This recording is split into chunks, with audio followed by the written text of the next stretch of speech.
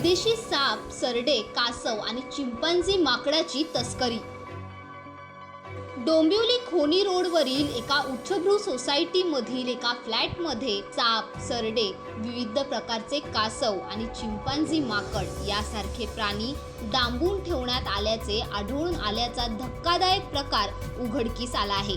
मुंबई ठाण्याच्या वन विभागाच्या पथकाला ही माहिती मिळाल्यानंतर वन विभागाच्या पथकाने या फ्लॅटवर छापा टाकत या प्राण्याची सुटका केली। हाय प्रोफाईल सोसायटीमध्ये राहणारे नागरिक घरात आणि मोठमोठ्या हॉटेलात अशा प्रकारचे प्राणी अंधश्रद्धेपोटी पाळतात। या प्राण्यांची लाखो करोडो रुपयात खरेदी केली जात असल्यानेच या प्राण्यांची तस्करी करण्यात आल्याची माहिती वन विभागाच्या तपासात उघड झाली आहे। या प्रकरणी पोलिसांनी फैजान खान या आरोपी विरोधात वन विभागाच्या कायद्यान्वये गुन्हा दाखल केला